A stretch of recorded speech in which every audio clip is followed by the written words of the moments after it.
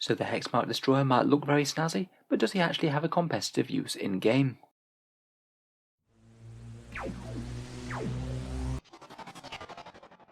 Hello and welcome back to Auspex Tactics, where today we're looking over the Hexmark destroyer, one of the new Necron models that I think really has quite a cool miniature and some quite fun background as well, but is perhaps just let down a bit by its rules.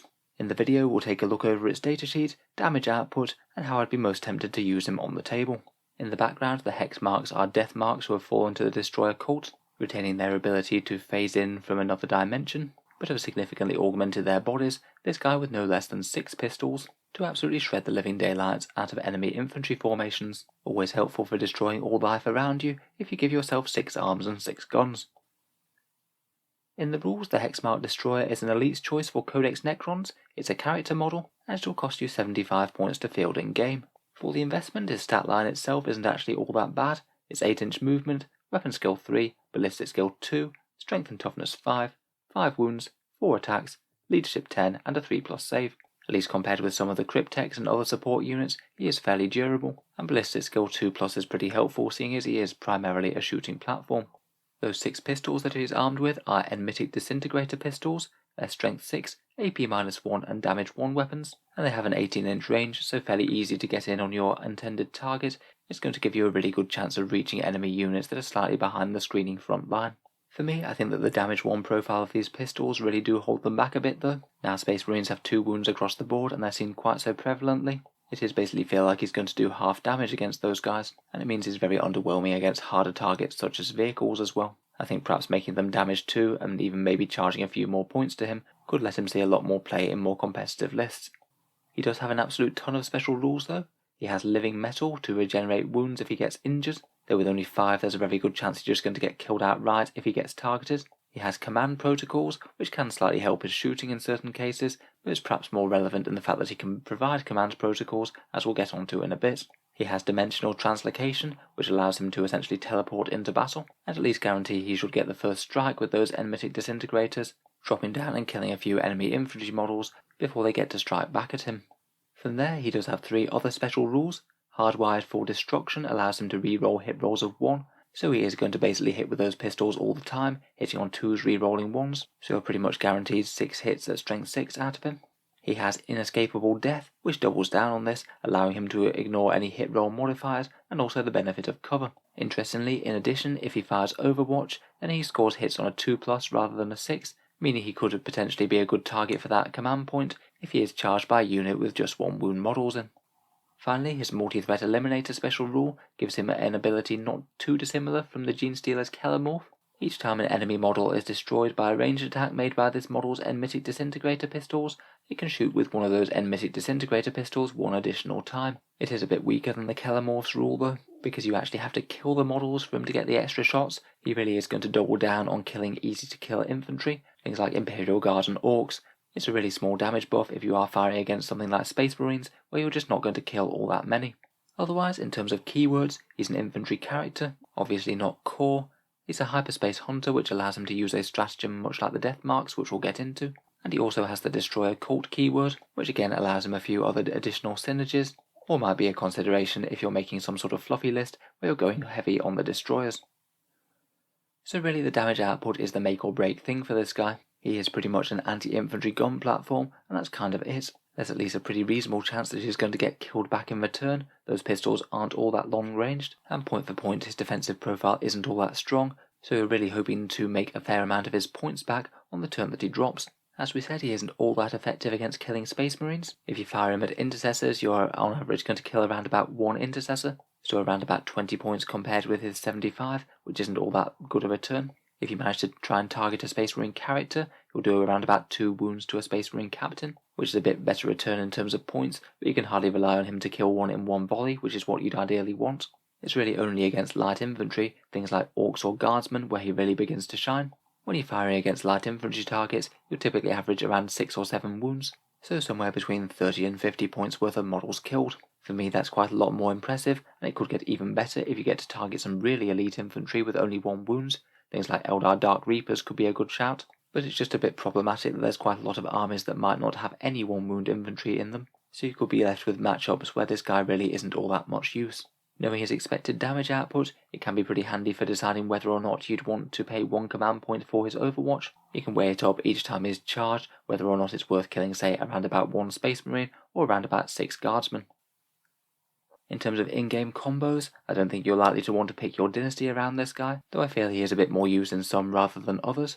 Zarakan could allow a wound reroll, which is actually pretty handy for his damage output. One of the ones that grants Obsec, whether it's custom or Nihilak, both could be pretty useful for this deep striker. You could potentially drop him in against an enemy chaff unit, whittle them down, then charge into combat to swipe an objective. Mefrit could be very useful for the extra AP. He should just about be able to get into range with those pistols, as the Mefrit dynasty does increase his range by 3 inches. AP-2 is a pretty significant firepower boost, and I think that these guys are a lot better in a Mefrit list. Finally, Novok could actually be a fairly interesting one. If you're deep striking nearby, he might well be dying next turn anyway. He's actually got a fair amount of attacks on the charge. You could potentially bring down a few more light infantry models if he's AP-1, and if he has a better chance of making that charge in the first place.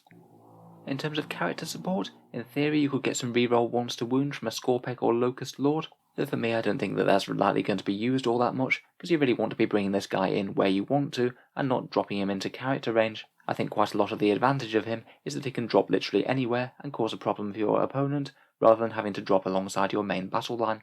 In theory he can get a few single character buffs, such as a Chronomancer giving him a 5+ invul, but compared with using that on your other units, it's really not going to be worth it. In terms of relics, I think there's generally better choices for the Veil of Darkness. You're probably better off bringing a character that can buff the unit that they're veiling, as opposed to this guy who's just bringing a little bit of extra firepower. I think Chronomancers or Overlords might be a better shout. If you just want the extra damage output up front, this guy can deep strike for free from turn 2 onwards, so I wouldn't bother with that particular relic on him. The other maybe slightly interesting one is the Gauntlet of the Conflagrator. Again, that one's a 12-inch range weapon that does excel against dealing with hordes. Again, could be very useful on anything with a massive unit size, but pretty much not very much on Space Marines. Probably not worth the command point cost in a take-all-comers matchup, but could potentially be fun to ramp up the maximum amount of damage that's coming out of him. The Gauntlet has 12-inch range and does a mortal wound on the roll of a 6 for every enemy model in the unit. You could expect around about 3 wounds if you manage to target him against a unit with 20 models in. As well as relics, the Hexmark can potentially bear Warlord traits. Possibly the most interesting one is the reroll charges one, which could be pretty handy to deep strike alongside a melee unit and allow them to have a better chance of getting into combat. In particular, I think that this synergizes pretty well with flayed ones, as they can also deep strike anywhere and want to be in melee. So say you had a Novok Hexmark deep striking alongside said flayed ones, you could have an 8-inch charge that's rerollable just because of him being nearby. Any extra damage that he does hit with his shooting is kind of a bonus. The other advantage of having a Hexmark nearby on those flayed ones could be to give command protocols as well, as he's one of the only characters with built-in innate deep strike, so he's a pretty easy choice for getting command protocols to the front line if you really are going to try and build around them and get the most out of them. Again, I think that this could work really well with flayed ones. If you had some Novok ones deep striking alongside the Hexmark in the protocol of the Hungry Void, those guys are going to be getting extra AP and extra attacks as they have a character nearby. If we're not trying to use him as some sort of support piece though, then we could make use of one of his unique stratagems. For 1 command point, Etheric Interception is the same one that the Deathmarks get. For this you need your Hexmark to be in reserve, and when your opponent brings in a unit from reserve, you can set up your Hexmark anywhere between 9 and 18 inches from the deep strikers and immediately shoot with him at the end of the movement phase. Now for me this is potentially powerful, but also super situational. For all of this to work, you do need your opponent to have a unit that he's going to be efficient against in deep strike, maybe something like Eldar Dark Reapers hiding in the webway for example, or maybe Sisters of Battle Repentia coming out of strategic reserve.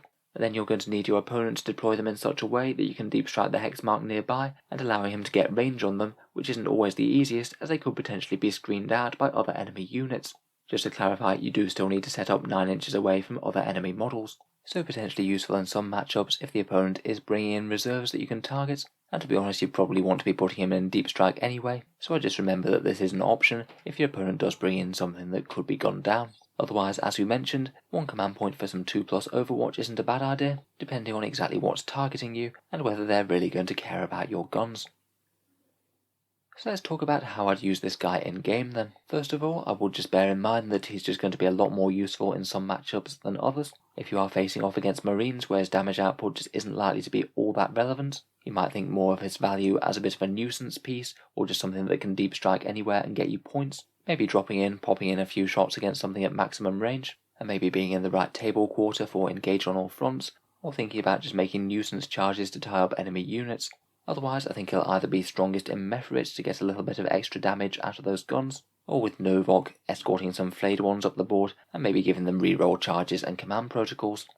Typically, unless you know your opponent's got a massive horde that's going to be heading for you straight from turn 1, I'll be wanting to start in Deep Strike pretty much every game to give your opponent one more threat to think about that can come down somewhere unexpected. Then you can see what else your opponent's got in Deep Strike themselves. If there's some high value 1-wound models about, then it could be worth waiting until they come down to drop. And if not, then just Deep Strike as normal and try and take out some valuable targets. If at all possible, he wants to be safe after he's dropped so he can get in more than one turn of shooting, ideally in cover or behind some tough Necron screening units, and avoiding intercepting stratagems such as Auspex scan or the one that Eldar Farseers can pull off.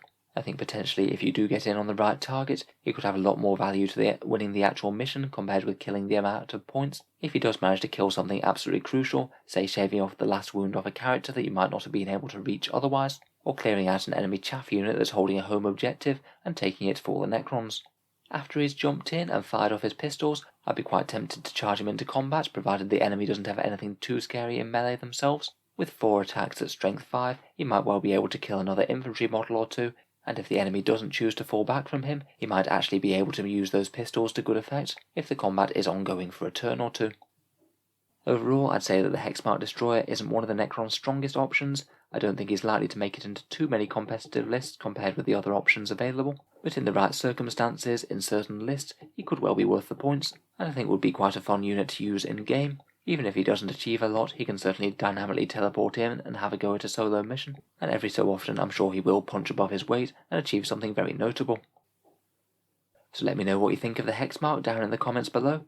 It's a unit that I really want to like, but in terms of raw strength I think he just needs a small points decrease or a bit of extra power on those guns, maybe something like an extra pip of AP or damage 2 perhaps. If you've enjoyed the video, then feel free to subscribe to Auspex Tactics. We'll certainly be keeping the Necron videos coming into the new year, and let me know if there's any units in particular that you'd really like to see covered on the channel.